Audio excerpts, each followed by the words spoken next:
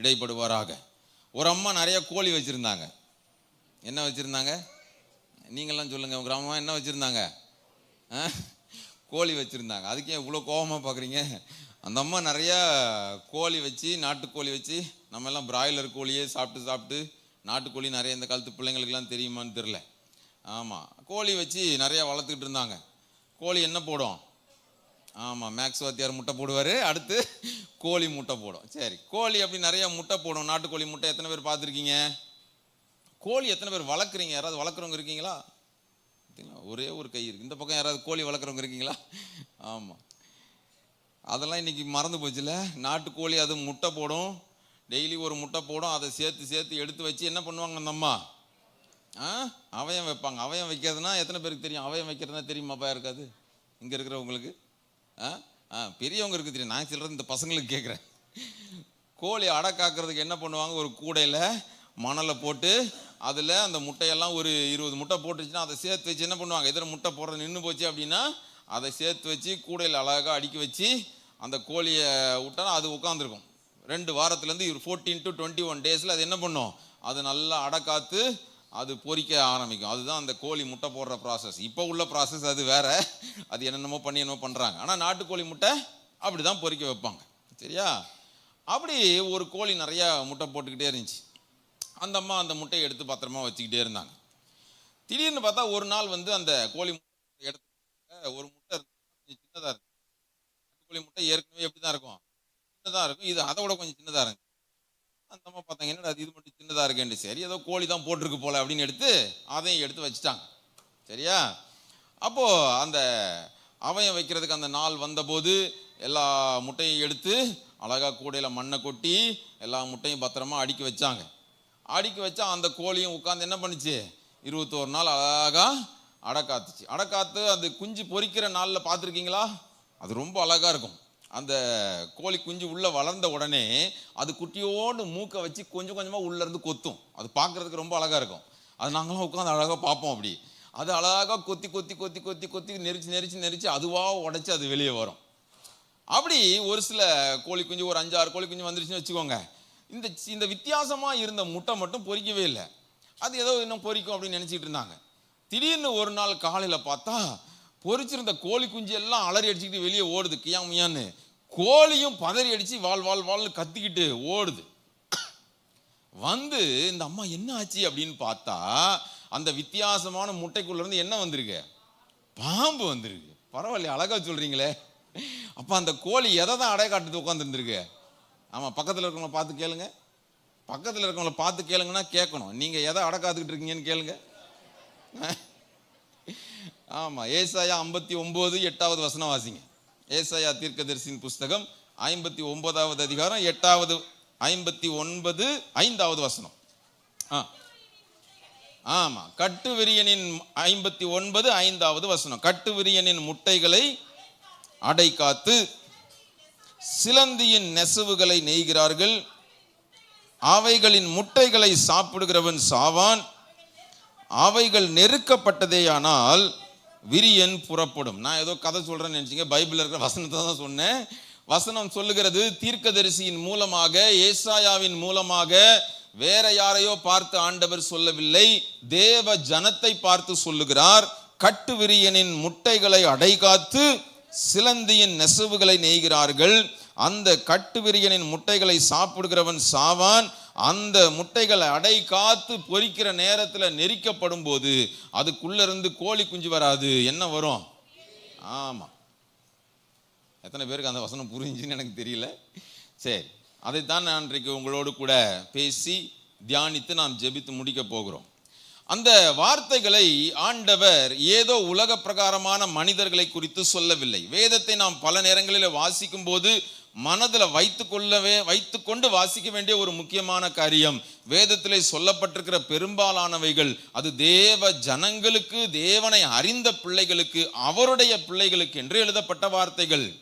இந்த ஏசாயா 59வது அதிகாரத்திலே ஆண்டவர் சொல்லும் போது அதிலே 8வது வசனத்தின் பிற்பகுதியிலே சொல்லுகிறார், அவர்கள் தங்கள் பாதைகளை தாங்களே கோணலாக்கி கொண்டார்கள், அவைகளில் நடக்கிற ஒருவனும் சமாதானத்தை அறியான் என்று சொல்லி, இப்ப தேவ ஜனங்கள் பல நேரங்களிலே தங்கள் வாழ்க்கையின் பாதைகளை கோணலாக்கி கொண்டார்கள். ஏசாயாவே, இந்த ஜனங்கள் சமாதானத்தை இழந்து போனதற்கு காரணமே இவர்கள் தெரிந்து கொண்ட பாதைதான், இவர்களாகத்தான், இவர்கள் செய்த காரியங்கள் தான் அவர்கள் வாழ்க்கையின் நேரான பாதைகளை கோணலாக்கி விட்டது.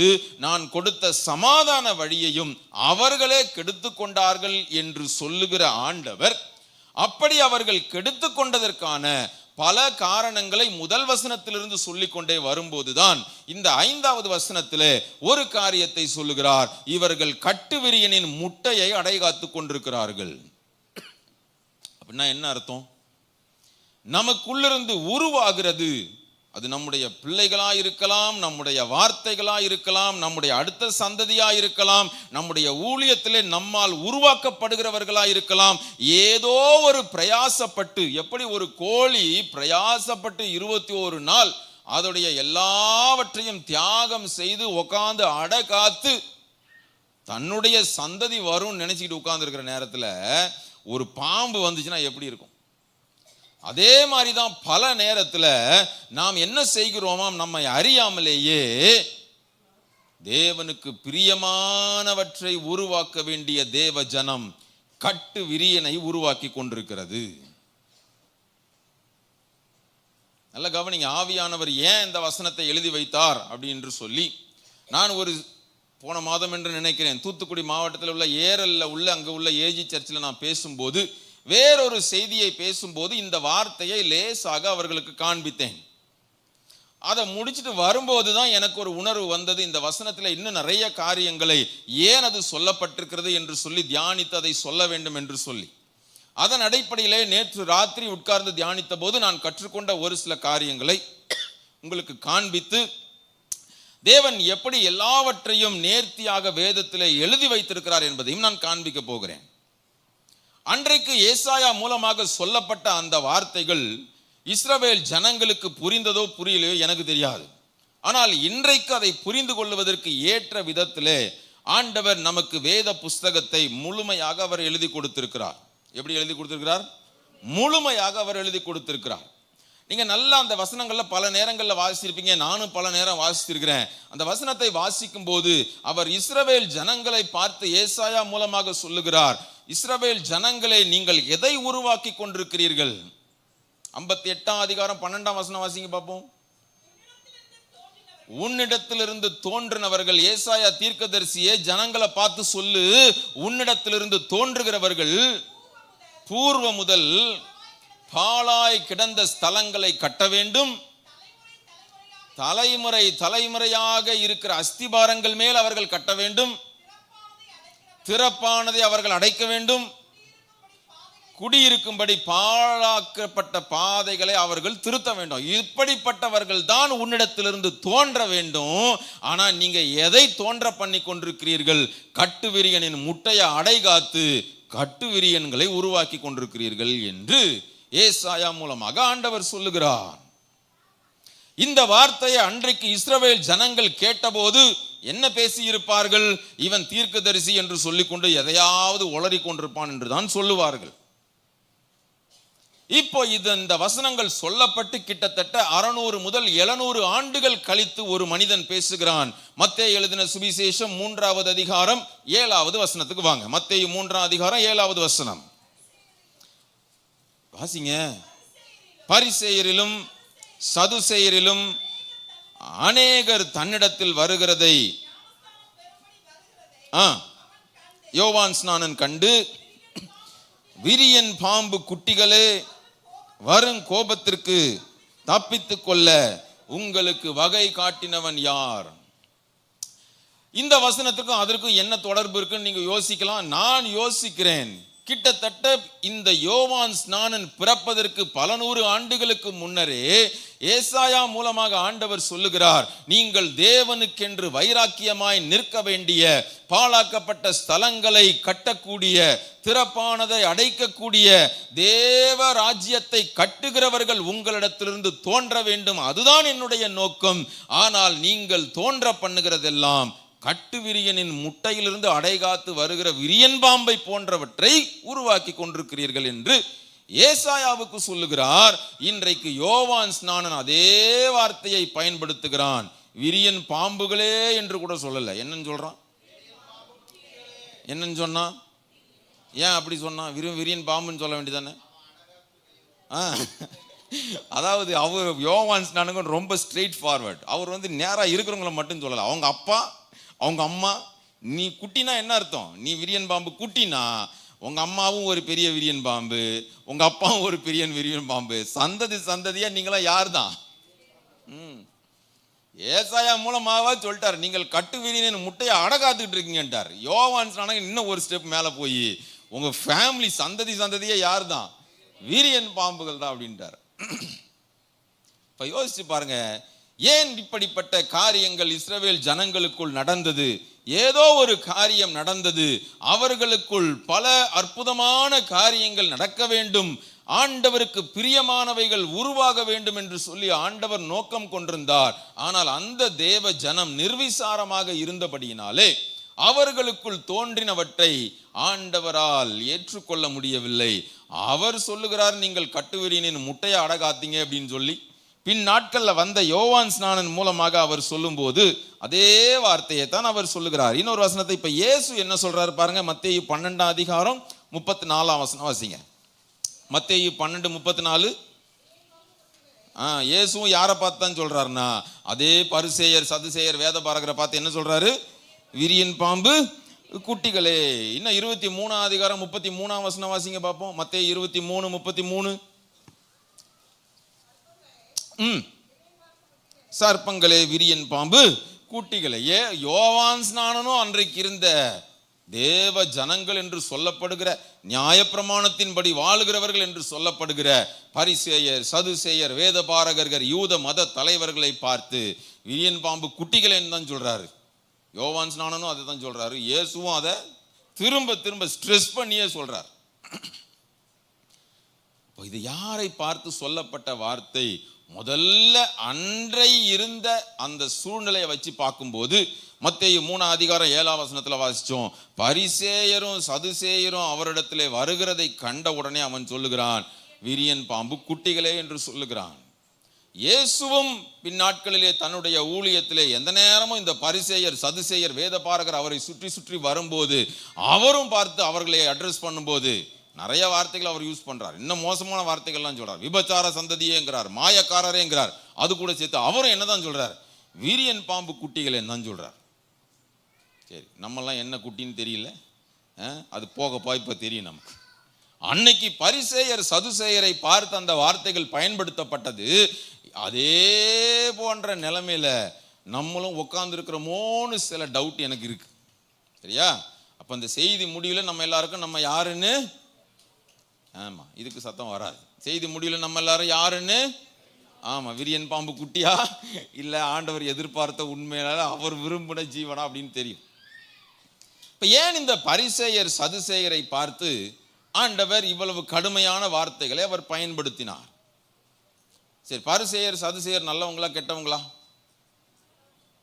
நல்லவங்க தான். நல்லவங்க தான் சொல்றவங்க எல்லாம் ஒரு கை தூக்குங்க பார்ப்போம். ஒருத்தருமே இல்லையா? நல்லவங்க தான் சொல்றவங்க கை தூக்குங்க, கெட்டவங்க தான் சொல்றவங்க கை தூக்குங்க. இப்ப நீங்கெல்லாம் நல்லவங்களா கெட்டவங்களா? அதுக்கு முதல்ல பதில் சொல்லுங்க. இப்படி ரெண்டுக்கும் அமைதியா உட்கார்ந்துருந்தா என்ன அர்த்தம்? அல்லேலூயா போட சொன்னா ஏதோ 4 பேர் போட்டு அமைதியா இருந்துருவீங்க தான் நான் கை தூக்க சொன்னேன். சரி, இப்ப இந்த சரி, பழைய ஏற்பாட்டில் இந்த பரிசேயர் சதுசேயர் அப்படிங்கிற வார்த்தையை எத்தனை பேர் வாசிச்சிருக்கீங்க? பழைய ஏற்பாடு வாசிச்சிருக்கீங்களா? நம்ம பைபிள்ல இருக்கா? உங்க பைபிள்லாம் பழைய ஏற்பாடு இருக்கா? வாசிச்சிருக்கீங்களா? பரிசேயர் சதுசேயர் வார்த்தை வாசிச்சிருக்கீங்களா? வாசிச்சிருக்கீங்களா? வாசிச்சிருக்கேன்னு சொல்றவங்கலாம் இல்லையோ? அப்ப எங்க இருந்து இவங்க வந்தாங்க புதிய ஏற்பாட்டுல? ஏன் ஆண்டவர் இவங்க மேல இவ்வளவு கோபமா இருக்கிறார்? அவர்களை பார்த்து விரியன் பாம்பு குட்டிகளே என்று சொல்லுகிற அளவிற்கு ஏன் அப்படிப்பட்ட காரியங்கள் நடந்தது? சரி, இந்த மல்கியா தீர்க்க தரிசன புஸ்தகத்திற்கும் மத்தேயுக்கும் நடுவுல 400 வருடங்கள் இருக்கிறது என்று சொல்லி பல முறை நான் சொல்லியிருக்கிறேனா? எத்தனை பேருக்கு ஞாபகம் இருக்கு? ஆமா, இல்லையா? சந்தோஷம். அந்த 400 கால இடைவெளியில ஆண்டவர் நேரடியாக எந்த மனிதனோடு எந்த தீர்க்கதரிசி மூலமாகவும் அவர் என்ன செய்யல, பேசல. ஸோ அந்த 400 ஆண்டு கால இடைவெளியில பல காரியங்கள் சரித்திர ரீதியாக நடந்தது.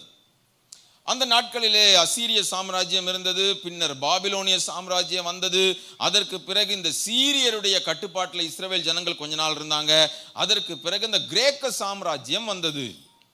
நல்ல கவனிங்க, சரியா? அந்த கிரேக்க சாம்ராஜ்யம் வந்தபோது அந்த கிரேக்க கலாச்சாரம் இந்த ஜனங்களுக்குள்ளாக திணிக்கப்பட்டது. எப்படி இப்போ நம்முடைய யூனியன் கவர்மெண்ட் தமிழ்நாட்டு மக்களை எப்படியாவது ஹிந்தி படிக்க வச்சிடணும்னு என்னென்னமோ பண்றாங்களோ, அதே மாதிரி அந்த நாட்கள்ல இஸ்ரவேல் ஜனங்களுடைய அபிஷியல் லாங்குவேஜ் ஹீப்ரு, சரியா? ஆனா இந்த கிரேக்க கலாச்சாரத்தினுடைய லாங்குவேஜ் என்னது?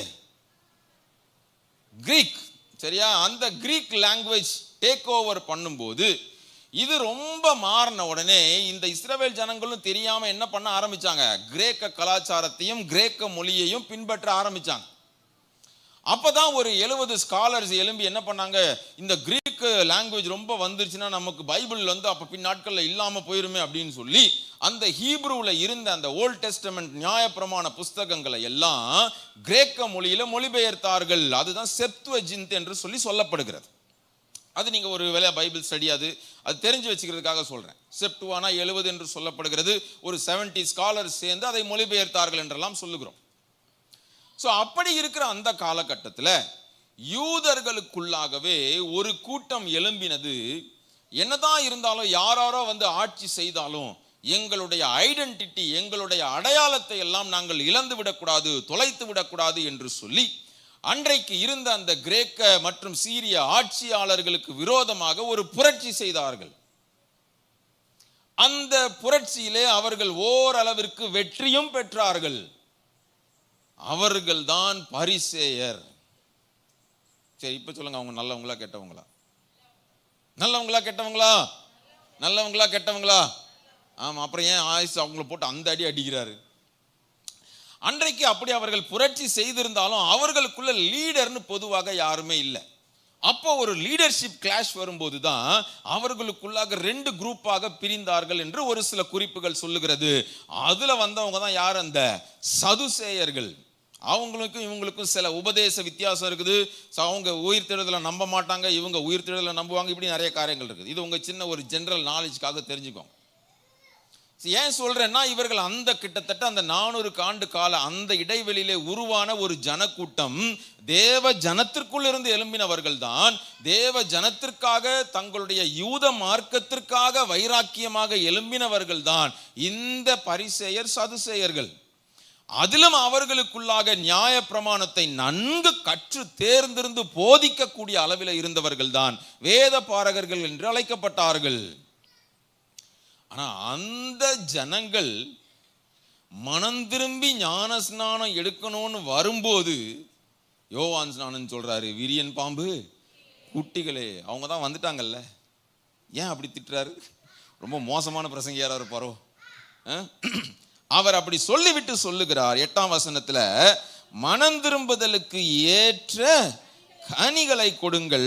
10ஆம் வசனத்துல, ஒருவேளை நீங்க அப்படி கனி கொடுக்கலன்னா இப்பொழுது கோடரியானது மரங்களின் வேர் அருகே வைக்கப்பட்டிருக்கிறது, ஆகையால் நல்ல கனி கொடாத மரம் எல்லாம் வெட்டுண்டு அக்கினியிலே போடப்படும். கனி கொடாத மரம் கிடையாது, என்னன்னு போட்டிருக்கு?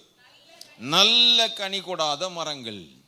அப்போ இந்த பரிசேயர் சதுசேயர் வேதபாரர்கள் எல்லாம் பார்க்கும்போது ஆண்டவர் பார்க்கிறாரு, இவன் கனி கொடுக்கிறான், ஏதோ கனி இருக்குது அவன்கிட்ட, ஏதோ சம்திங் இஸ் தேர். ஆனா அவன் நல்ல கனி கொடுக்கிறானா இல்லையான்னு பார்க்கும்போது he is a total failure. அதனாலதான் ஆண்டவர் சொல்றாரு, செழித்தோங்க பண்ணுவேன், நீர் பாய்ச்சுவேன், வற்றாத நீரூற்றை போல ஆக்குவேன், வனாந்திரத்திலே ஆறுகளை உண்டாக்குவேன், நீதிமான் பனைய போலெல்லாம் செழிப்பான்னு சொன்ன அதே ஆண்டவர் சொல்றாரு, நீ எவ்வளவு தூரம் செழிச்சிருந்தாலும் கோடரியை எங்க வச்சிருக்கிறேன்? கிளையிலெல்லாம் வெட்ட மாட்டேன். நான் வெட்டினா எங்க வெட்டுவேன்? வேரோட போட்டு தள்ளிடுவேங்கிறார். எவ்வளவு மோசமான ஆண்டவர் இல்ல? இவர் வந்தாலே எப்ப பாரு வெட்டுவார் குத்துவார்னு சொல்லிட்டு இருக்கிறாருன்னு யோசிக்கிறீங்களா? நான் வசனத்துல இருந்தா பேசுறேன், வசனத்துக்கு வெளியே இருந்து பேசினேன்னா நீங்க எல்லாரும் வெளியே போயிடலாம். ஆவியானவர் அங்கே தெளிவாக எழுதி வைத்திருக்கிறார். நீ நல்ல கனி கொடுக்க வேண்டும் என்று ஆண்டவர் எதிர்பார்க்கிறார். அப்படி அந்த கனிகள் உன்னிடத்திலே இல்லாத பட்சத்திலே நீ எவ்வளவு காரியம் செய்தாலும் அது எனக்கு பயனில்லாததாகத்தான் இருக்கும். உன்னுடைய கனிகள் அது உனக்கு மட்டும்தான் பயனுள்ளதாக இருக்கும். அப்ப ஏன் இந்த பரிசேயர் சதுசேயர் இவர்களை குறித்து ஆண்டவர் இவ்வளவு கடுமையாக பேசுகிறார்? அவர்களுக்குள் காணப்பட்ட காரியங்கள் அந்த அளவிற்கு வெறுக்கத்தக்க வேண்டியவைகளா என்பதைத்தான் இந்த நாளிலே நான் வேகமாக காண்பித்து ஜெபித்து முடிக்க போகிறோம். ஒருவேளை அதே நிலைமையில நம்மளும் உட்கார்ந்து இருந்தோம்னா நம்மளும் யாரு தான்? பரிசேயன் கிடையாது, விரியன் பாம்பு. ஆமா, குட்டிகள் தான். விரியன் பாம்பா விரியன் பாம்பு குட்டிகளா நம்மளே அனலைஸ் பண்ணி பார்த்துக்குருவோம். சரியா? அப்போ பரிசேயரை சதுசேயரை குறித்து நிறைய காரியங்கள் வேதத்திலே சொல்லப்பட்டிருக்கிறது. அவர்களுடைய குணாதிசயம் எப்படி இருந்தது என்று சொல்லி இயேசு பல இடங்களிலே பேசுகிறார். அதுல நான் ஒரு சில காரியங்களை மாத்திரம் வேகமா காண்பிப்பேன். எத்தனை காரியங்கள் காண்பிப்பேன்னு எனக்கு தெரியாது, நீங்க முடிஞ்சா நீங்களே நோட்ஸ் எடுத்துக்கோங்க.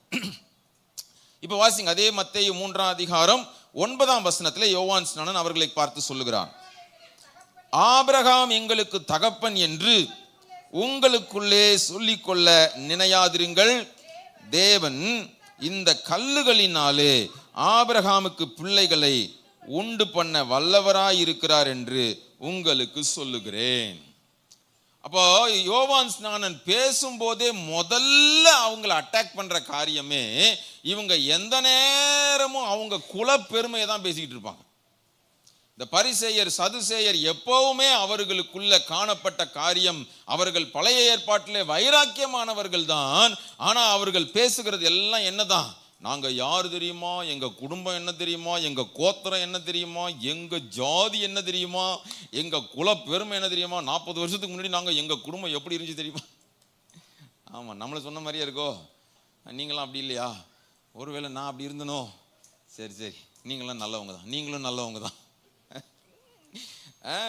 இது நமக்குள்ள நிறைய பேருக்குள்ள இருக்கும். அவங்க ஆபிரகாமின் சந்ததியா? உண்மையா பொய்யா? உண்மையில ஆபிரகாமின் சந்ததி தான், ஆண்டவரால் தெரிந்து கொள்ளப்பட்ட சந்ததி தான்.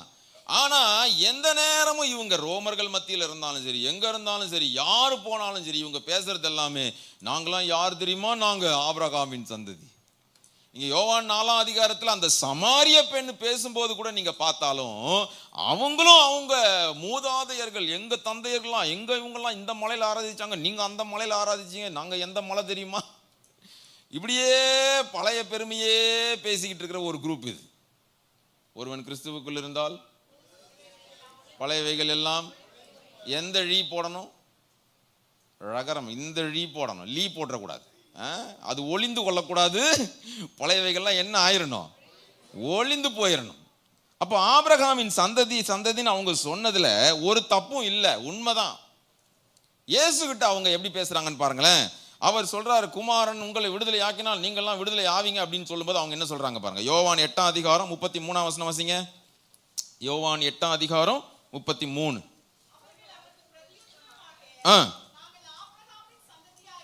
அப்பயும் அவங்க அதே கதை தான் பேசுவாங்க. ஆபிரகாமின் சந்ததியா இருக்கிறோம். ஆமா, இவங்களுக்கு பெருமை எப்பவுமே என்னது? நாங்கள் அடிமையா இருந்ததே கிடையாது, நீர் எப்படி எங்களை விடுதலையாக்கு? நாங்க ராஜ பரம்பரை தெரியுமா, ஆண்ட பரம்பரைன்னு ஒரு டேர்ம் இப்ப தமிழ்நாட்டில் இருக்கு. ராஜ பரம்பரை, என்னென்ன பரம்பரை எல்லாம் போட்டுக்க வேண்டியதான். நாங்கள் ஒரு காலம் ஒருவனுக்கும் அடிமையா இருந்ததில்லை, நீர் எப்படி எங்களை வந்து விடுதலையாக்குவேன் என்று சொல்லுகிறீர். அடுத்து அதே அதிகாரத்தில் அவர் என்ன சொல்றாரு பாருங்க. 37ஆம் வசனம் வாசிங்க.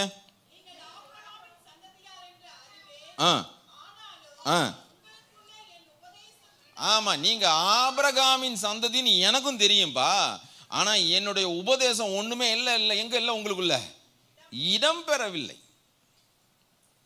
ஆமா, அடுத்து திரும்ப 39ஆம் வசனத்துல அப்ப திரும்ப அவங்க பேசிக்கிட்டே இருக்கிறாங்க. திரும்பவும் அவங்க கொடுக்குற பதில பாருங்க. அதற்கு அவர்கள் வாசிங்க திரும்ப.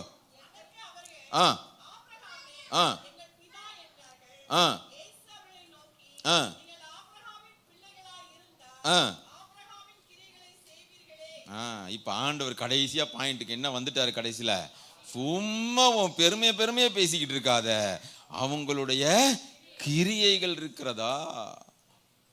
இன்னைக்கு பல நேரத்துல நம்ம இருப்பதும் நிர்மூலம் ஆகாமல் இருப்பதும் தேவனுடைய கிருபையா இருந்தாலும் பல நேரத்தில் நம்முடைய மூதாதையர் செய்த நமக்காக செய்த ஜபங்கள் தியாகங்களுடைய பிரதிபலனும் அதுல இருக்குது. அது நம்ம ரியலைஸ் பண்ண மாட்டோம்.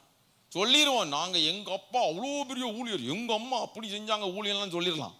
ஆனா ஆண்டவர் கடைசியில் என்ன கேட்கிறாரு அவங்கள்ட்ட, நீ ஆபிரகாமின் சந்ததியெல்லாம் ஓன்ட்டே இருக்கட்டும், அவங்க கிரிய ஓன்ட்ட இருக்குதா, ஆபிரகாம் இடத்துல இருந்த விசுவாசம் இருக்குதா அப்படின்லாம் கேட்கிறார் ஆண்டவர். அங்க மத்தேயும் மார்க்கு லூக்காலாம் சுருக்கமா எழுதிட்டாங்க. அந்த கான்வர்சேஷனோட அர்த்தம் என்ன, பல நேரத்துல பழைய பெருமையை பேசிடுவோம். ஆனா ஆண்டவர் எதிர்பார்க்கிறது பழைய பெருமையை பேசிக்கிட்டே உக்காந்துருக்க கூடாது. கல்யாணம் ஆகி 40 வருஷம் ஆன பிறகும் இனி அங்க கேட்டாங்க இங்க கேட்டாங்க அங்க கேட்டாங்க, அங்க போயிருக்கலாமே, இந்த மனுஷன்ட்ட மாட்டிக்கிட்டேனேன்னு புருடா கூடாது. ஆண்களுக்கும் அதே தான். சரியா? பலருக்கு இன்னும் நான் அங்க அப்படி போயிருந்தா இப்படி இருந்திருப்பேன், இப்படி இருக்கணுன்றதுக்காக தான் ஆண்டவர் இங்க கொண்டு வந்து வச்சிருக்கிறாரு. அங்க போயிருந்தா இன்னும் குட்டிச்சவரா போயிருப்பீங்க. அதனால பழைய பெருமை நாங்க அதெல்லாம் இருக்கட்டும். ஆண்டவருடைய உபதேசம் நமக்குள்ள இருக்கிறதா, அல்லது நாம் யார் என்று சொல்லுகிறோமோ அவர்களுக்குள் இருந்த நல்ல காரியங்கள், ஆபிரகாமின் கிரியைகள் நமக்குள் இருக்கிறதா என்று ஆண்டவர் பார்க்கிறார். அது இல்லை. அதனாலதான் ஆண்டவர் சொல்லுகிறார், கனி இருக்குது, நல்ல கனியா இல்லை, கெட்டு போன கனியா இருக்குது. சரியா?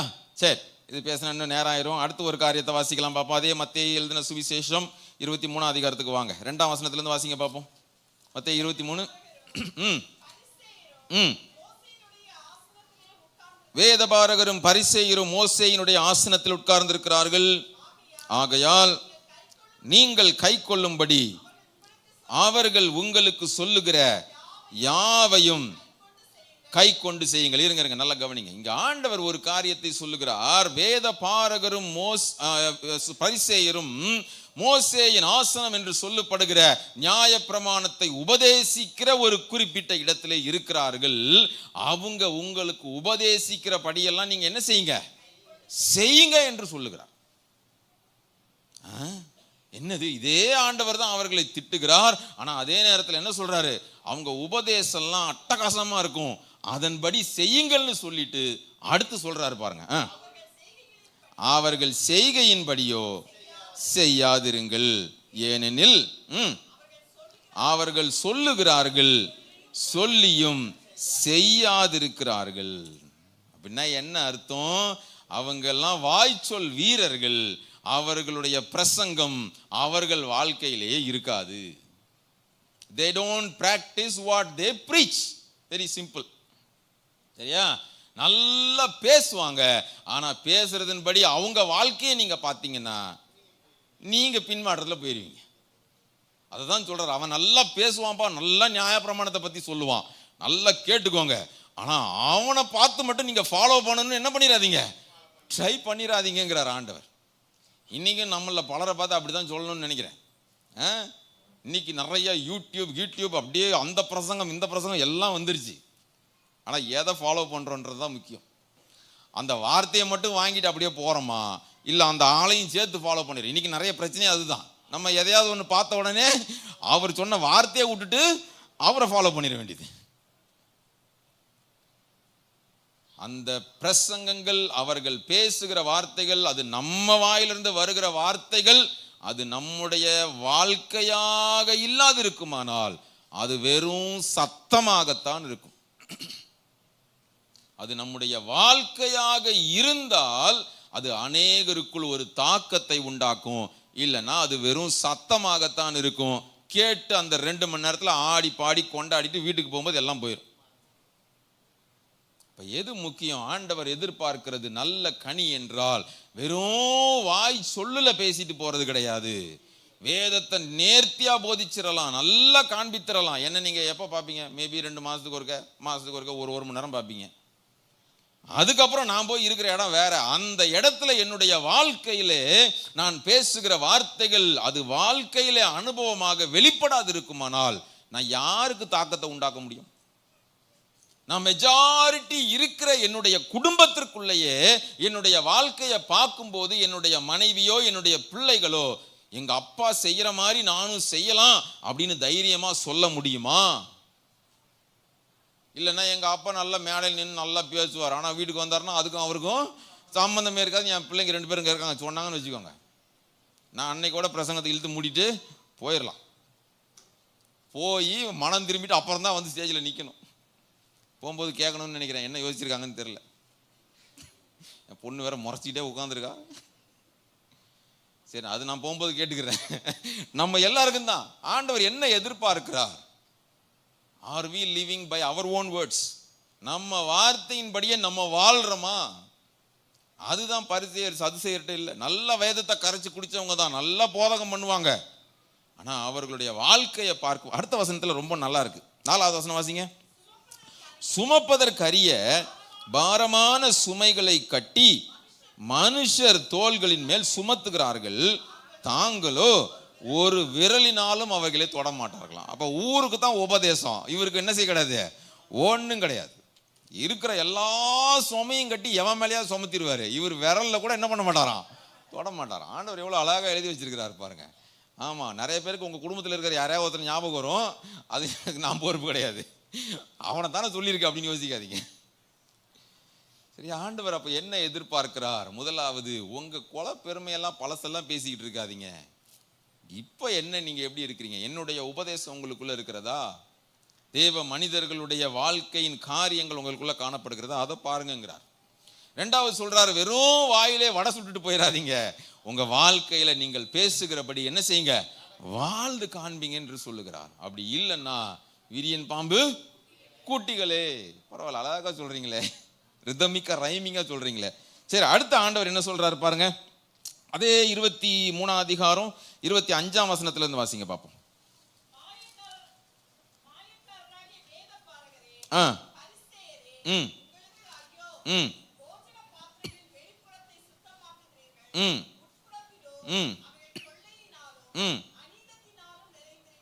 ஆமா, நல்லா கவனிங்க. போஜன, இந்த யூதர்களுடைய நடைமுறை, அவங்க எப்பவுமே ரொம்ப சுத்தம் பார்க்குற ஆட்கள். சரியா? வெளியில இருந்து வந்தாலும் என்னதான் பண்ணிட்டு வருவாங்க, காலை கழுவிட்டு தான் வருவாங்க. உள்ள வந்தாலும் எந்த நேரமும் கை கழுவிட்டே இருப்பாங்களாம். இப்படி போயிட்டு வந்துட்டாங்கன்னா உடனே கை கழுவிட்டே இருப்பாங்களாம். அப்பவுமே கோவிட் வந்துருச்சுன்னு நினைக்கிறேன். எந்த நேரமும் கை கழுவிட்டே இருப்பாங்களாம், எந்த நேரமும் பாத்திரத்தை கழுவிட்டே இருப்பாங்களாம். அதனாலதான் அவங்க லைஃபை வச்சு ஆண்டவர் எக்ஸாம்பிளா சொல்றாரு. நீங்க பாத்திரத்தை எப்படி தான் கழுவுறீங்க? பாத்திரம் கழுவுற சகோதரர்கள்லாம் சொல்லுங்க, நீங்க பாத்திரத்தை எப்படி கழுவுறீங்க? நான் சகோதரர்களை கேட்டேன், முதல்ல இருங்க அவங்கள்ட்ட முடிச்சுட்டு வரேன். பாத்திரம் கழுவுற சகோதரர்கள்லாம் சொல்லுங்க, எப்படி கழுவுறீங்க? இந்த உண்மையை ரகசியத்தோட வச்சுக்கிறோம், நாங்க இப்படி பப்ளிக்கா சொல்ல சொன்னா எப்படி சொல்றது அப்படின்னு 4 பேர் உட்கார்ந்துருக்காங்க. சரி, சகோதரிகள் சொல்லுங்க, பாத்திரத்தை எப்படி கழுவுவீங்க? ஒரு 10 பேர் தான் சத்தம் கொடுத்துருக்காங்க, மீதி எல்லாம் கழுவுறது இல்லையா? வீட்டுக்கார கழுவுறாரோ? உள்ளேயும் வெளியவும் அழகா நீங்க அழகா வச்சிடலாம் பாத்திரத்தை. நான் திடீர்னு அழகா இருக்கே இந்த என்ன வெசல் அப்படின்னு எடுத்து உள்ள பார்க்கும்போது சாம்பார் வச்சு 4 நாள் உள்ள நாரி போய் கிடைச்சுன்னு வச்சுக்கோங்க, எப்படி இருக்கும்? ஆண்டவர் எவ்வளவு உதாரணத்தோட அழகா சொல்றாரு. எப்பா, நீங்க வெளிப்பிரகாரமாக நீதிமான்களாக உங்களை காட்டி கொள்ளுகிறீர்கள், உள்ள தோண்டி பார்த்தா என்னதான் இருக்கு?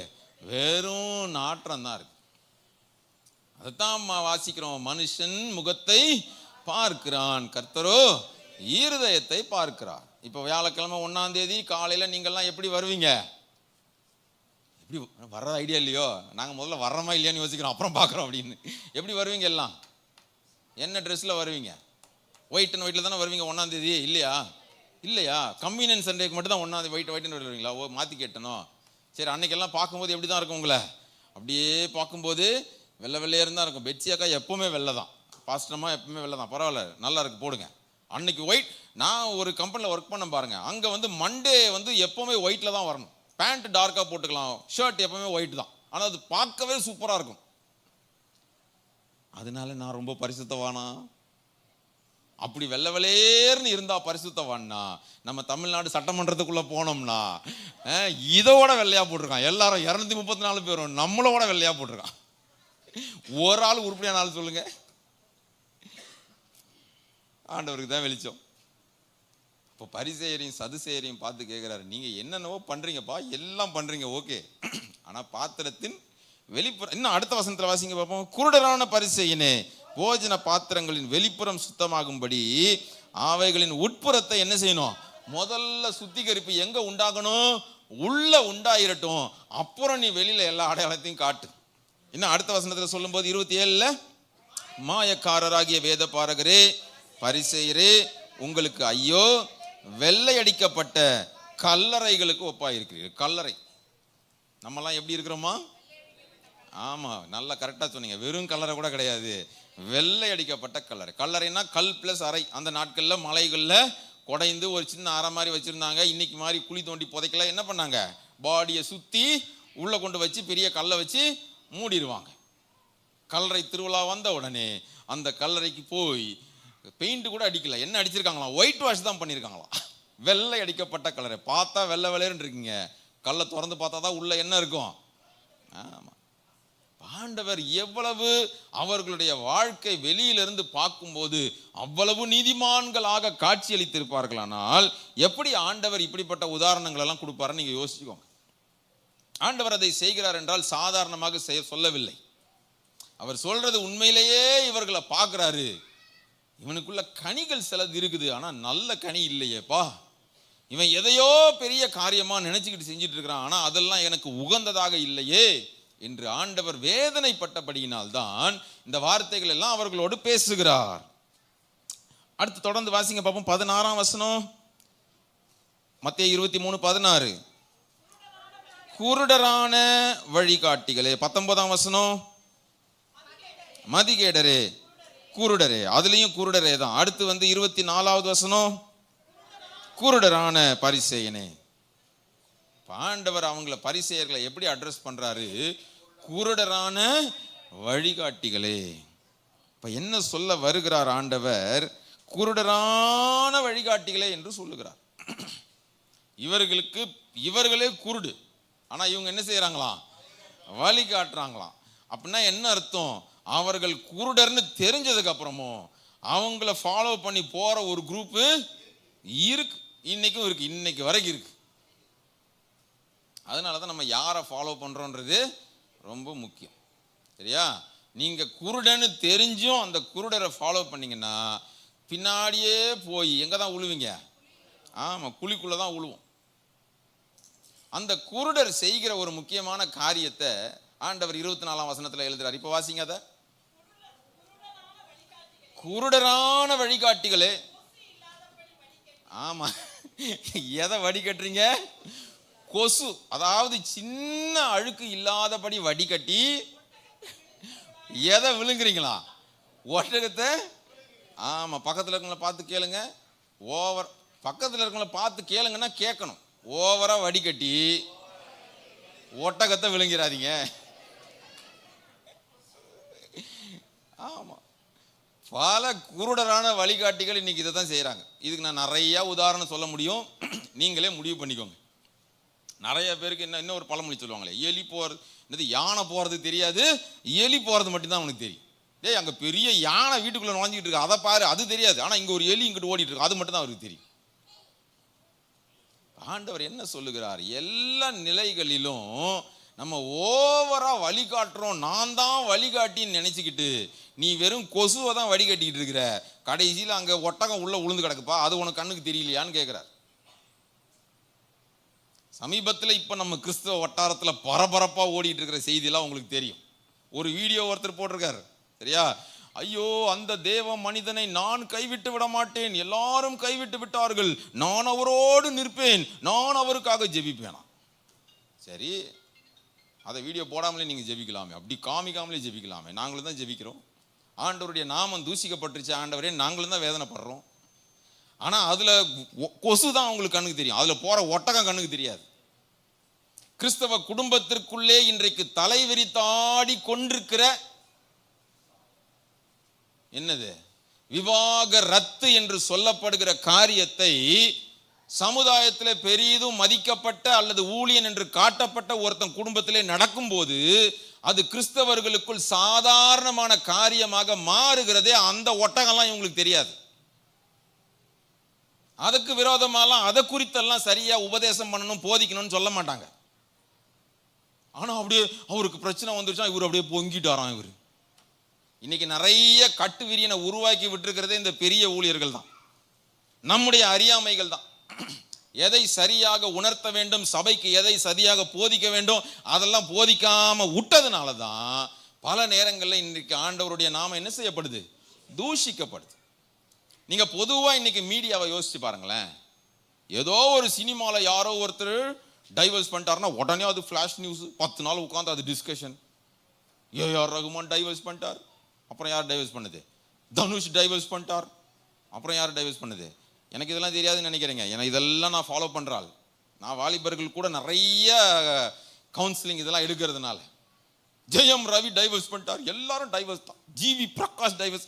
அவர் யாருன்னு கேட்டதா எனக்கு ரீசெண்டாக தான் தெரியும். அவர் ஏஆர் ரகுமானோட மருமகனும் அண்ணன் அக்கா பையனோ ஏதோவான். மருமகனும் டைவர்ஸ் பண்ணுறாரு, மாமாவும் டைவர்ஸ் பண்ணுறாரு. என்னடா இது, எல்லாத்தையும் இப்படி ஊதி ஊதி மீடியா காண்பிக்கும் போது அது என்ன தெரியுமா ஆகும் சமுதாயத்தில்? அது ஒரு சாதாரண விஷயம் ஆகும். ஆனா அதே காரியத்தை கிறிஸ்தவ சமுதாயத்தில் ஒரு ஊழியனே அதை வெளிப்படையாக பேசி செய்யும் போது அது கிறிஸ்தவ குடும்பங்களுக்குள்ள இன்னும் நிர்விசாரத்தை தான் கொண்டு வரும். தேவன் இணைத்ததை மனிதன் பிரிக்காதிருக்க கடவன் என்று ஆண்டவர் சொன்னாரானால் அந்த உபதேசத்திலே நீ நிலைக்க வேண்டும் என்று சொல்லி ஒருவேளை கண்ட்ரோல் பண்ண முடியாத சில பிரச்சனைகள் வரும் சில குடும்பத்தில். ஆனா அதை பத்திலாம் அவங்களுக்கு கவலை கிடையாது. அப்படியே ஒரு அழுது பொங்கி ஒரு வீடியோ போட்டு அதுல 100 லைக்ஸை வாங்குறதுக்கு, கொசுவை விட்டுட்டு கொசுவை வடிகட்டி எடுத்துட்டு அங்க ஒட்டகம் ஆண்டவ சத்ரு எவ்வளோ பெரிய காரியத்தை சபைக்குள்ள கொண்டு வர்றான் அது தெரியாது உங்களுக்கு. சரி, இதை பத்தி பேசினா நேரம் போயிடும். அப்ப ஆண்டவர் அவர்களை பார்த்து என்ன சொல்லுகிறார்? குருடரான வழிகாட்டிகளே, எது சரியான பிரச்சனையோ அதை பேசுங்க, அதுல உங்க ஜனங்களுக்கு உபதேசிங்க, அதுல விட்டுறாதீங்க, கோட்டை விட்டுறாதீங்க. அற்ப காரியங்களுக்கு உட்கார்ந்து நேரத்தை செலவழிச்சிட்டு ஆண்டவருடைய ராஜ்யத்திற்கு ஏற்ற காரியங்கள் சத்துரு கொண்டு வருகிற பெரிய ஆபத்துகளை ஒரு பெரிய கண்ணோட்டத்தோட ஃபியூச்சரிஸ்டிக் அப்ரோச்சோட பார்ப்பதற்கு தேவ ஜனம் தவறுகிறது என்று சொல்லுவேன். அடுத்தது என்ன நடக்குது பாருங்க, வாசிங்க பாப்போம். மத்தேயு 23வது அதிகாரம் 6வது வசனம். விருந்துகளில் முதன்மையான இடங்களையும் ஜெப ஆலயங்களில் முதன்மையான ஆசனங்களையும். விருந்துகள்ல என்ன வேணுமா இவங்களுக்கு? முதன்மையான இடம் வேணுமா? அது மட்டும் இல்லை, ஜெப ஆலயங்கள்ல மேலான ஆசனங்கள் தான் வேணுமா. இது உங்களுக்குள்ள இருக்குமான்னு எனக்கு தெரியாது. ஆனா ஜெப ஆலயமோ விருந்தோ எல்லாருக்குள்ளேயும் ஒரு காரியம் இருக்கும். எங்க போனாலும் நான் தான் எப்படி இருக்கணும், முன்னாடி இருக்கணும், தனியா தெரியணும். நான் ஒரு பைத்தியக்கார கலர்ல ஒரு ட்ரெஸ் போட்டு போனா எல்லாரும் என்ன பண்ணுவாங்க, திரும்பி பார்ப்பாங்க. அட்டென்ஷன் சீக்கிங்ல இருக்கணும், பார்வையில இருக்கணும், தனியா தெரியணும் மச்சான் அப்படின்னு. சரியா? ஆமா, நம்ம பார்க்கும்போது எப்படி இருக்கணுமா, டிஃப்ரெண்டா இருக்கணுமா. இது உலகத்திலையும் இருக்குது, சபைக்குள்ளேயும் இருக்குது. விருந்து சாலைகளிலே முதன்மையான ஆசனங்கள், ஜெப ஆலயங்களிலே முதன்மையான ஆசனங்கள். அடுத்து போட்டிருக்கிற வசனம் 7ஆம் வசனம், சந்தை வெளிகளில் வந்தனங்களையும். ஆமா, இவர் வெளியில போனாலே என்ன பண்ணணும், இவருக்கு 4 பேர் நம்மளை பார்த்து விஷ் பண்ணிடணும் பிரதர். அப்புறம் ரபி ரபி என்று அழைக்கப்பட விரும்புகிறீர்கள். அன்றைய நாட்களில் யூத நடைமுறைக்குள்ள ரபி என்பது ஒரு உயர்ந்த பட்டம் போன்றது. சரியா? இன்னைக்கும் நமக்கு பட்டத்துக்கு குறைவே கிடையாது. நான் ஒரு சிஎஸ்சி சர்ச்சுக்கு போனேன்னா மெசேஜ் கொடுக்குதான். அப்போ அந்த அங்கிள் ஒரு டைரி எடுத்துகிட்டு வந்தார். சரி, ஒரு நோட் பேட் எடுத்துகிட்டு வந்தார். ஒரு நோட் பேட் எடுத்துகிட்டு பிரதர், நான் யூஸ்வலாக சிஎஸ்சி சர்ச்செலாம் நம்ம ஆன் டைம் ஃபஸ்ட்லேயே போயிடுவோம் நம்ம. ஏன்னா அங்கெல்லாம் 8:05க்கெலாம் சர்ச்சு ஃபுல்லாகிடும். அதுக்கப்புறம் கொஞ்சம் பேர் ஒரு சிலர் வேணால் லேட்டாக வருவாங்க. ஏன்னா அங்கே பிரசங்கம் முதல் அரை மணி நேரம் தான் ஆராதனை இருக்கும், உடனே பிரசங்கம் இருக்கும், அதுக்கப்புறம் தான் அவங்க அறிவிப்புகள்லாம் இருக்கும். 2.5 மணி நேரம் சர்வீஸ் இருந்தாலும் முதல் அரை மணி நேரத்துலேயே ஆராதனை முடிஞ்சு பிரசங்கமே ஸ்டார்ட் ஆயிரும். அதனால அங்கே 8:05க்கெலாம் கூட்டம் வந்துடும். அப்போ நான் முன்னாடியே போயிட்டு ஃப்ரண்ட் ரோல இப்படி உட்காந்துருக்கேன், பெஞ்ச் போட்டிருக்கோம்ல. அவர் வந்தார், பிரதர் நீங்கள் அங்கே உட்காருங்க அப்படின்னார். ஒன்றும் இல்லையே, நான் இப்படியே உட்காந்துக்கிறேனே அப்படின்னா. இல்லை இது எங்கள் சிஸ்டம் தான், ஒன்றும் இல்லை, நீங்கள் அப்படி வந்துருங்க அப்படின்னார். அப்படி கூட்டிகிட்டு போனவர் ஒரு நோட் பேடை கொடுத்து, இதில் உங்களை பற்றி உங்கள் டைட்டில், உங்களை நான் எப்படி இன்ட்ரடியூஸ் பண்ணணும்னு எழுதுங்கன்னார். எனக்கு நான் என்ன டைட்டில் போடுறது, என் பேர் தெரியும்ல உங்களுக்கு? ஆமாம் தெரியும், பேரை மட்டும் சொல்லுங்க அப்படின்னு.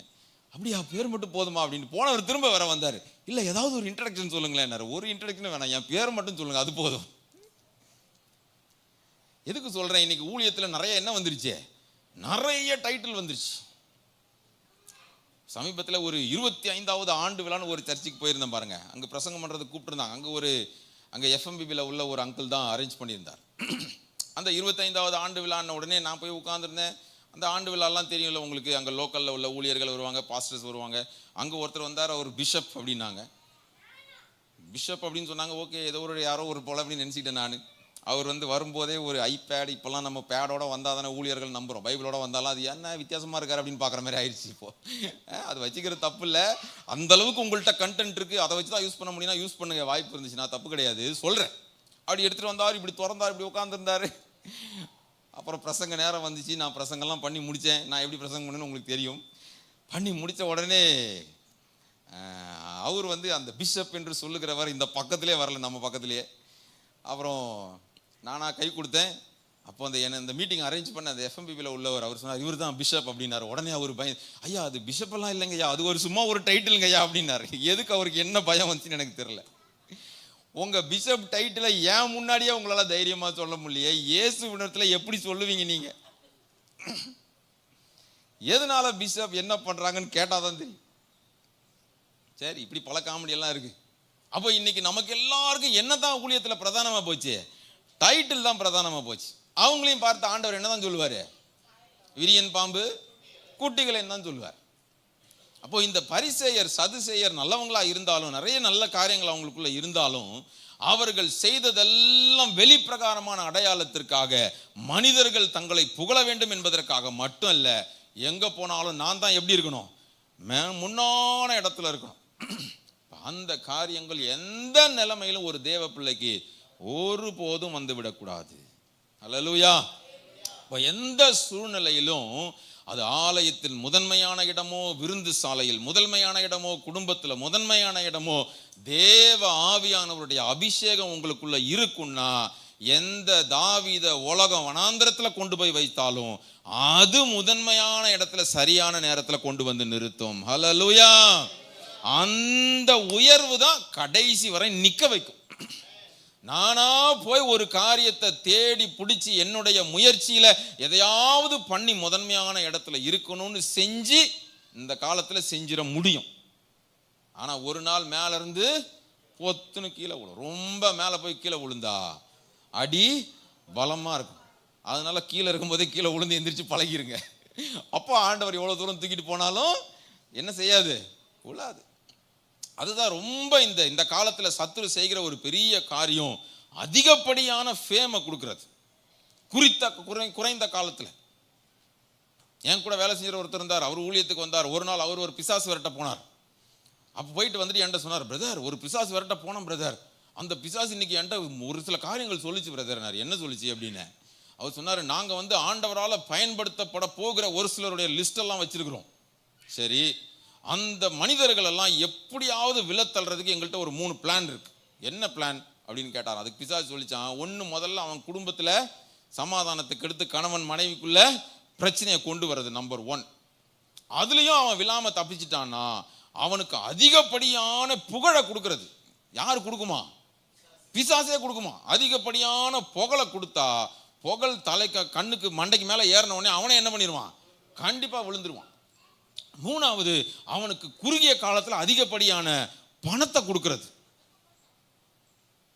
அதை சொல்லிட்டு அவர் கேட்குறாரு என்கிட்ட, பிரதர் நீங்கள் காணிக்க நீங்கள் நாங்கள் சர்ச்சுக்கு வரும்போது கொடுத்தா நீங்கள் வாங்குறதில்ல, நான் எவ்வளோ காணிக்க கொடுப்பேன்னு உங்களுக்கு தெரிய முடிஞ்சா, இதே நான் 1 கோடி கொடுத்தா நீங்கள் வேண்டாம்னு சொல்லுவீங்களா?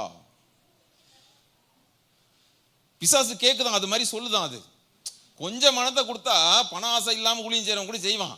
அவன்கிட்டயே கொண்டு வந்து நான் மொத்தமாக 1 கோடியை கொடுக்குறேன்னு சொன்னால் அவனுக்குள்ள என்ன வரும்? அதுக்கு விழாதவன் எவனும் இருக்க முடியாதுன்னு பிசாசு என்கிட்ட சொல்லுது பிரதர். அவர் சொன்னார். சொல்லி ஒரு 4 வருஷத்தில் அவரே இப்போ அதில் விழுந்து கிடக்கிறார். எனக்கு வேதனையாக இருக்குது. பிசாசே உங்கள்கிட்ட தீர்க்க தெரிஞ்சு சொல்லியிருக்கேன், நீங்களே போய் அப்படி மாட்டிருக்கீங்களே அப்படின்னு வேதனையாக இருக்கு. சரியா? அதனால கவனமாக இருக்க வேண்டிய நாட்களில் நாம் வாழ்ந்து கொண்டிருக்கிறோம்.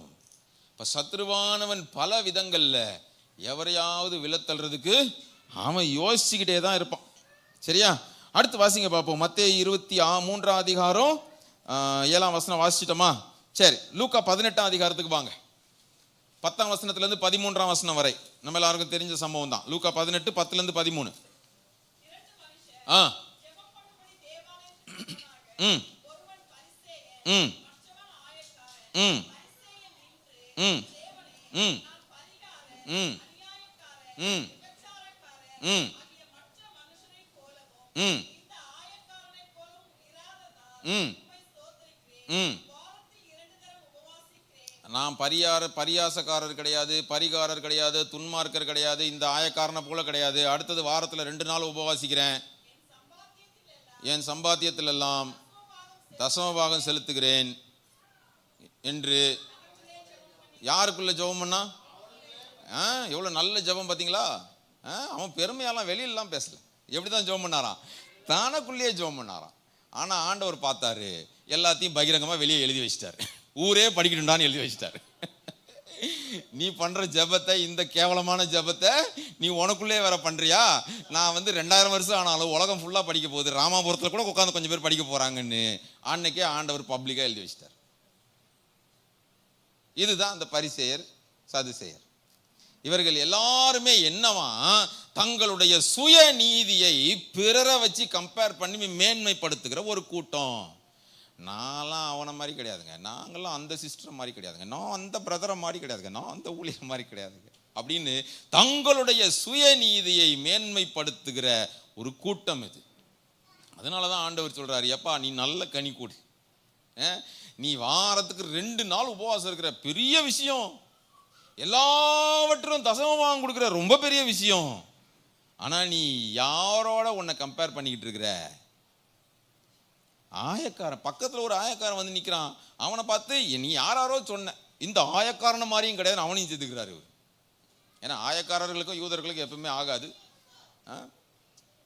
அடுத்த வசனம் என்ன நடக்குது பாருங்க.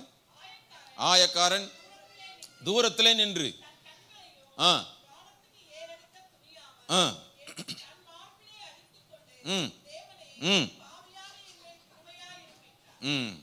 அப்ப ஆண்டவர் சொல்றாரு, அவன் அல்ல இவனே நீதிமானாக்கப்பட்டான். அந்த வார்த்தை ரொம்ப அழகா இருக்கு.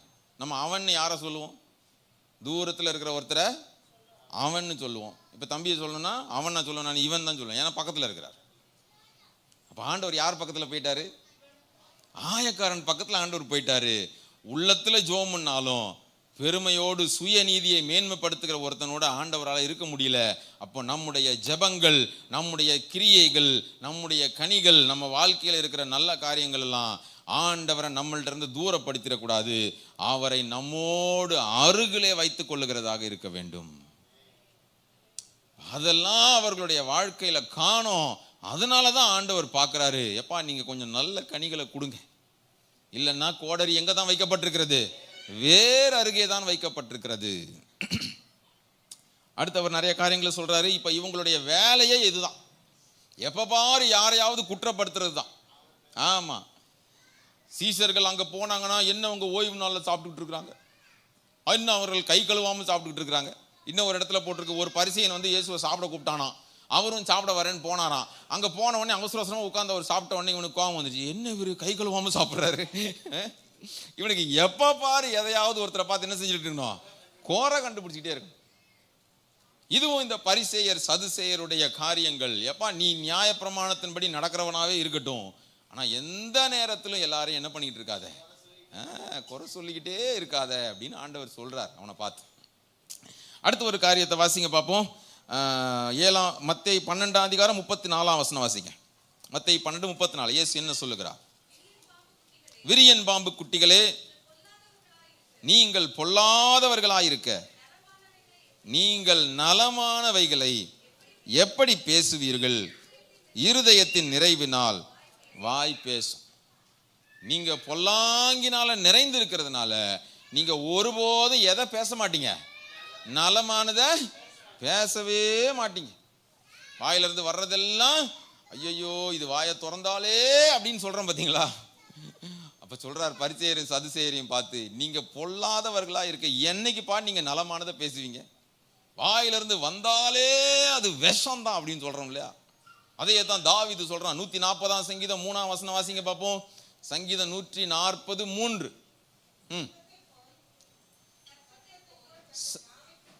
சர்ப்பத்தை போல் தங்கள் நாவை கூர்மையாக்குகிறார்கள்.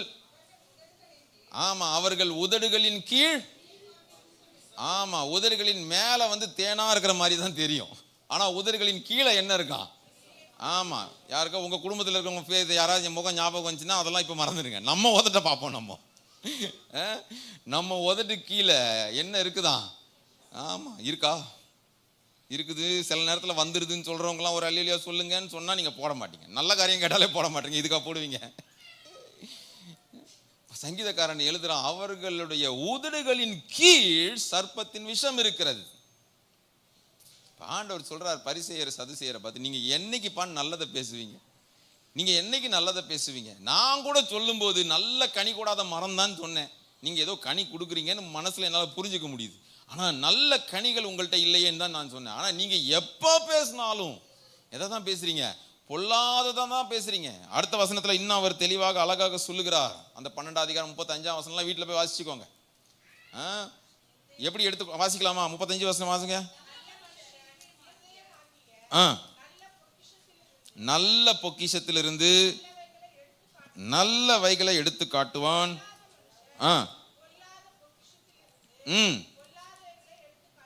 ஆமா ஆமா, இதே தான் அந்த பரிசேயர்கள் செய்தார்களாம். எத்தனை பாயிண்ட்லாம் சொன்னேன்னு எனக்கு தெரியல. சரியா? இன்னும் நிறைய இருக்கு. நான் சீக்கிரம் சொல்லி முடிக்கிறேன். ஒரு சில காரியங்களை மாற்றம் வாசிங்க பாப்போம். அதே மத்தேயு 23 அதிகாரத்துக்கு வாங்க. மத்தேயு 23 அதிகாரம் வந்துட்டீங்களா? 23 வசனம் வாசிங்க. ஆமா, ஆரம்பிக்கும் போதே எப்ப பாரு இயேசுக்கு இதே வார்த்தை தான். மாயக்காரராகிய வேத பாரகரே, பரிசேயரே, உங்களுக்கு ஐயோ, நீங்கள் ஒர்த்தலாமிலும் வெந்தயத்திலும் சீரகத்திலும் தசமபாகம் செலுத்தி நல்லா இருங்க இருங்க இருங்க இருங்க ஒரு நிமிஷம் இருங்க. யாராவது இதெல்லாம் தசமபாகம் கொடுத்துருக்கீங்களா? யாராவது? ஒர்த்தலாமிலும் வெந்தயத்திலும் சீரகத்திலும் கசகசாவிலும் கடுகிலும். இன்னும் லூக்கால இதே வசனத்தை எழுதும் போது ஆண்டவர் சொல்றாரு, மறுக்கொழுந்திலும் பூண்டிலும் வெங்காயத்திலும் எல்லாத்துலயும் தசமபாகம் கொடுத்துருக்காங்க. ஆனா அவங்கள பத்தி சொல்லும் போது ஆண்டவர் என்னன்னு ஆரம்பிக்கிறாரு? மாயக்காரராகிய வேத பாரகரே. லூக்கால சொல்லும் போது சொல்றாரு, நீங்க எல்லாத்துலயும் தசமபாகம் கொடுத்து நியாய பிரமாணத்தின் கிரியையும் ஒன்ட்டு இல்ல, விசுவாசமும் இல்ல, தேவ அன்பும் இல்லைன்ட்டார். இவைகளையும் செய்ய வேண்டும், அவைகளையும் கடைபிடிக்க வேண்டும். அப்படின்னா என்ன அர்த்தம்? இவர்கள் காணிக்கைகளை கொடுத்தார்கள், ஆனால் தங்களை ஒரு நாளும் தேவனுக்கென்று கொடுக்கவில்லை. பலியை பார்க்கிலும் கீழ்ப்படிதல். இப்படி நிறைய வசனங்கள் இருக்கு. ஆண்டவர் காயினையும் அவனுடைய காணிக்கையையும் அங்கீகரிச்சாரோ? ஆபேலையும் அவனுடைய காணிக்கையையும் அப்ப என்ன முதல்ல அங்கீகரிக்கப்படணும்? முதல்ல நான் ஒண்ணு கொடுக்கறதுக்கு முன்னாடி ஆண்டவர் என்ன முதல்ல அங்கீகரிக்கணும். என்னுடைய வாழ்க்கையை என்னால ஆண்டவருக்கு கொடுக்க முடியுமா? என்ன நான் இருக்கிற விதத்தில் அப்படியே கொடுத்தேன்னா அவரால் என்னை பெற்றுக்கொள்ள முடியுமா? அந்த வாழ்க்கை என்கிட்ட இருக்குதா? அது இல்லாம நான் எதை கொடுத்தாலும் மனிதர்களை வேணா பிரியப்படுத்திடலாம், ஊழியர்களை ஏமாற்றிடலாம். இப்ப நீங்க ஒரு முக்கியமான ஊழியத்துக்காக ஏதோ ஒன்று கொடுக்குறீங்கன்னு வச்சுப்போம். ஒரு ஊழியனாக அது என்ன கொடுக்கும்? எங்களுக்கு சந்தோஷத்தை கொடுக்கும். பரவாயில்ல, இந்த ஊழியத்துக்காக இவங்க கொடுத்துருக்குறாங்கன்னு கொடுக்கும். ஆனா உண்மையிலேயே உங்க வாழ்க்கை யாருக்கு தான் தெரியும்? ஆண்டவருக்கு தான் தெரியும். அதை தான் ஆண்டவர் சொல்லுகிறார், நீங்க எல்லாம் என்னென்னமோ செய்றீங்கப்பா, இதெல்லாம் நல்லது. ஒருதலாமிலும் வெந்தயத்திலும் வெங்காயத்திலும் பூண்டிலும் மறுக்குழந்திலும் எல்லாத்தையும் கொடுக்குறீங்க. ஆனா உங்க வாழ்க்கையை பார்க்கும்போது தேவ அன்பு இல்லையே அப்படின்னு லூக்கால ஆண்டவர் கேட்கிறார். அப்படி இருக்கும்போது உங்களை நான் எப்படி விரியன் பாம்பு குட்டிகளேன்னு அழைக்காம விடுறது? நீங்கள் செய்வது எல்லாமே புறம்பாக மனிதர்கள் பார்க்க வேண்டும் என்பதற்காகவே செய்கிறீர்கள். அடுத்தவர் சொல்றார், அதே 23 அதிகாரம் 14 வசனம் வாசிங்க பாப்போம். 23:14. மாயக்காரராகிய வேத பாரகரே, பரிசேயரே, உங்களுக்கு ஐயோ, பார்வைக்காக நீண்ட ஜெபம் பண்ணி. போதும், இது நிறைய காரியம் இருக்கு. பார்வைக்காகத்தான் இவர்கள் செய்கிறது எல்லாமே. எதற்காக தான் செய்வாங்க? பார்வைக்காகத்தான் செய்வார்கள். இதுதான் அன்றைக்கு இருந்த அந்த பரிசேயர் சதுசேயர் யூத மத தலைவர்களுடைய நிலைமை. அதனாலதான் ஆண்டவர் அவர்களை பார்த்து ரொம்ப கடுமையான வார்த்தைகளை அவர் பயன்படுத்துகிறார். இன்னும் அவர் பல காரியங்களை அவர் சொல்லும் போது அந்த அவர்களுக்கு செய்தது எல்லாமே தங்களுக்காகத்தான் செய்தார்கள், தேவனுக்காக எதையுமே செய்யவில்லை. கடைசியில் என்ன நடந்துச்சு வாசிங்க பார்ப்போம். மத்தேயு 23:13. மாயக்காரராகிய வேத பாரகரே பரிசேயரே உங்களுக்கு ஐயோ, மனுஷர் பிரவேசியாதபடி பரலோக ராஜ்யத்தை பூட்டி போடுகிறீர்கள். நிறுத்துங்க. ஆண்டவர் திறந்த வாசல கட்டளையிடலன்னு சொல்றோம், அல்லது ஊழியத்திற்காக திறந்த வாசல ஆண்டவர் கட்டளையிடணும் ஜோம் பண்றோம். ஆனா ஆண்டவர் திறந்த வாசல கொடுத்துருக்கிறார். பல நேரத்தில் யார் தான் பூட்டி போட்டது? நம்ம தான். சொல்லுங்க, நம்ம தான். என்ன சொல்ல வருகிறார் ஆண்டவர்? இவர்கள் மூலமாக இவர்களுடைய வார்த்தைகளை இவர்களுடைய வாழ்க்கையை பார்க்கும்போது தேவ ஜனம் தேவனுடைய ராஜ்யத்திற்கு வர வேண்டும். ஆனால் நம்முடைய வாழ்க்கையும் நம்முடைய கிரியைகளையும் நம்முடைய குணாதிசயங்களையும் நம்முடைய பேச்சுகளையும் பார்க்கும்போது அது தேவனுடைய ராஜ்யத்திற்கு ஜனங்களை உள்ளே கொண்டு வருகிறதாக அல்ல, அது மூடி போடுகிறது. அந்த வசனத்தில் அவள் சொல்லுகிறார், நீங்கள் அதில் பிரவேசிக்கிறதும் இல்லை, பிரவேசிக்க போகிறவர்களை பிரவேசிக்க விடுகிறதும் இல்லை. எவ்வளவு வேதனையா ஆண்டவர் சொல்லுகிறார். அப்ப இந்த பரிசேயர் சதுசேயருடைய வாழ்க்கையில காணப்பட்ட காரியங்கள் அது தேவனுடைய ராஜ்யத்திற்கு என்று ஜனங்களை கொண்டு வருகிறதற்கு ஏதுவாக இல்லாமல் நம்முடைய வாழ்க்கையை பார்க்கும் போது அநேக ஜனங்கள் இடறி போகிறதற்கு ஏதுவாக அந்த வாழ்க்கை மாறி போனது. எவ்வளவு வேதனையான காரியம். இந்த நாளில் யோசிச்சு பாருங்க. எழுப்புதல் வரணும் அப்படின்னு 12 மணி நேரம் ஜெபம், 24 மணி நேரம் ஜெபம், என்னென்னவோ நடக்குது, எல்லாம் நடக்கட்டும், சந்தோஷம்.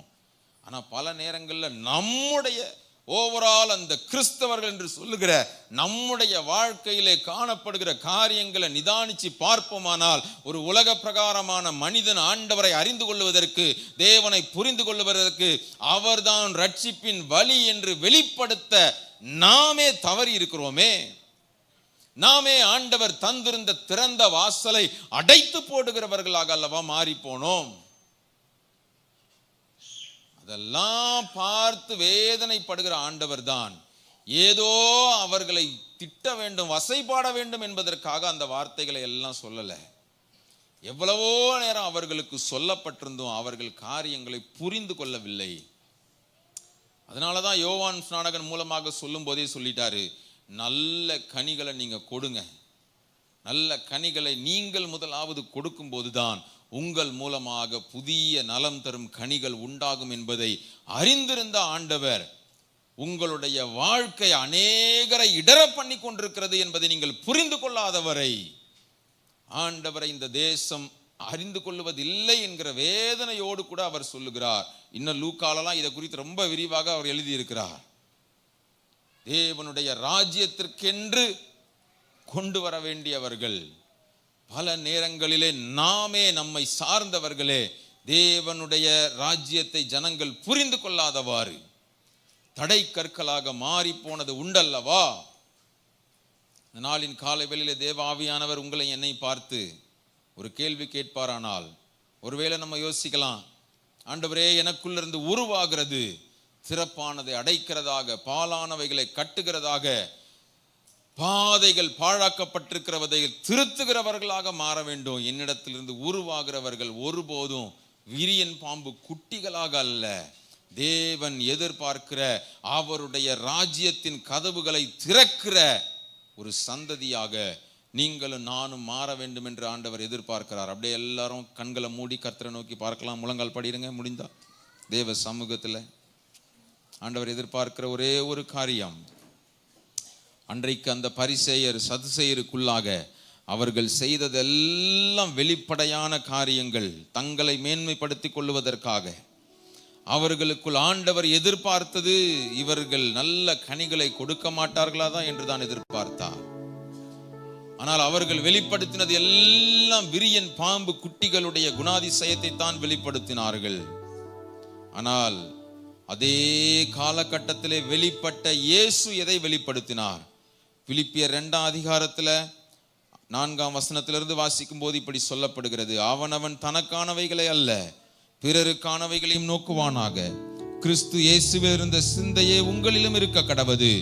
அவர் தேவனுடைய ரூபமாயிருந்தும் தேவனுக்கு சமமாயிருப்பதை கொள்ளையாடின பொருளாக எண்ணாமல் தம்மை தாமே வெறுமையாக்கி அடிமையின் ரூபம் எடுத்து மனுஷர் சாயல் ஆனார். அவர் மனுஷ ரூபமாய் காணப்பட்டு மரண பரியந்தம், அதாவது சிலுவையின் மரண பரியந்தம் கீழ்ப்படிந்தவராகி தம்மை தாமே தாழ்த்தினார். ஹல்லேலூயா.